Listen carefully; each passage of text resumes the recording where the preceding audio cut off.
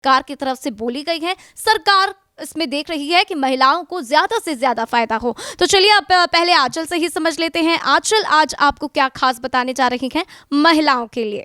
जी राधा, तो सबसे अच्छी चीज़ जो मुझे बजट में लगी, एक तो पर्स सस्ते हो गए हैं, उसके बाद हर जिले में गर्ल्स हॉस्टल बनाया जाएगा। यानी कि सरकार ने इस बजट में महिलाओं की सेफ्टी पर भी पूरा ध्यान दिया है राधा।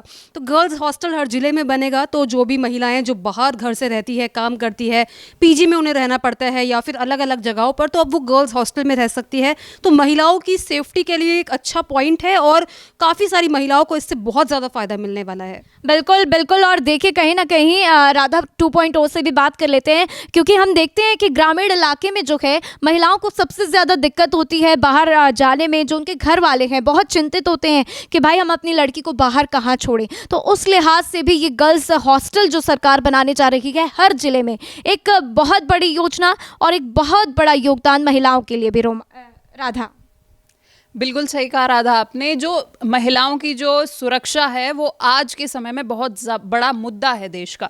हर महिला जो भी वर्किंग है या अपने कॉलेज जाती है, स्कूल जाने वाली छोटी बच्चियों को भी छेड़छाड़ जैसी कई सारी चीज़ों से परेशान होना पड़ता है।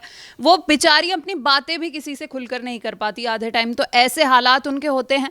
अब जब स्कूल, कॉलेज और दफ्तर महिलाओं के दूर होते हैं घर से, तो उन्हें घर से और कॉलेज तक जाने ऐसे वाक्यों के बाद काफ़ी ज़्यादा मुश्किल हो जाता है। तो अब जब उनके पास ही उनके दफ्तर या कॉलेज के पास ही हॉस्टल खुल जाएंगे, तो उनके लिए काफ़ी ज़्यादा अच्छा होगा। उनकी सुरक्षा भी बढ़ेगी और उन्हें उनका डर भी कम होगा।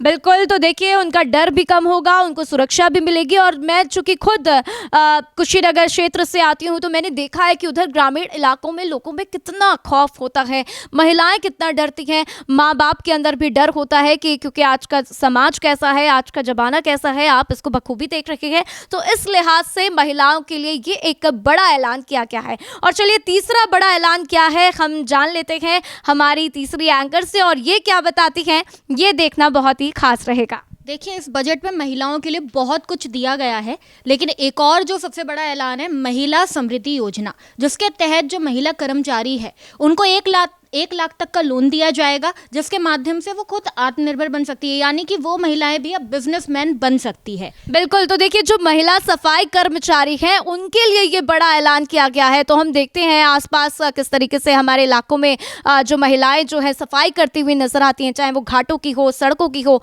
उनके लिए ये एक बड़ा ऐलान है। और हम आइए रोमा से भी जान लेते हैं कि वो इसको किस तरीके से देख रही हैं। बिल्कुल, ये बहुत बड़ा ऐलान है और महिलाओं को बहुत ज़्यादा आगे बढ़ावा मिल रहा है। उसी के साथ मैं आपको बता दूं एक और योजना है लखपति दीदी योजना, जिसके तहत मैं आपको बता दूं एसएचजी से जुड़ी हुई जितनी भी महिलाएं हैं उनको एक तरीके से आत्मनिर्भर बनाने के लिए और उनको सपोर्ट करने के लिए योजना बनाई गई थी, जिसको और आगे बढ़ावा मिला है। बिल्कुल।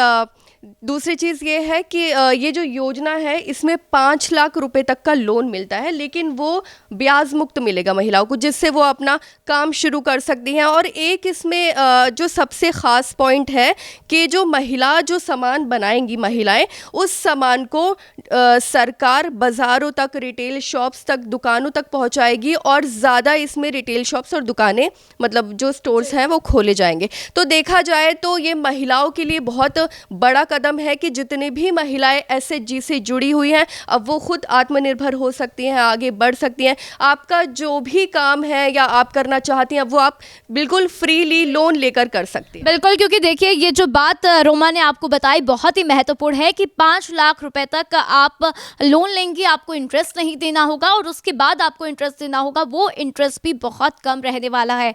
तो ये बहुत ही महत्वपूर्ण बात है, इसलिए आप बेफिक्र हो जाइए, आगे बढ़िए, काम करिए, लगातार सरकार आपको मदद करने के लिए तैयार है। और इसके तहत जब आप आगे बढ़ेंगी तो आप खुद देखेंगी कि किस तरीके से आपके अंदर चेंजेस आएंगे, आप अपने परिवार को सशक्त कर पाएंगी और खुद भी सशक्त होंगी। तो देखिए 4 बहुत ही बड़ी योजनाओं की बात हो चुकी है, 4 क्या फायदे हैं महिलाओं के लिए वो हमने बात कर ली, और 5वीं सबसे बड़ी योजना और क्या महत्वपूर्ण बात है आइए हम राधा से भी जान लेते हैं।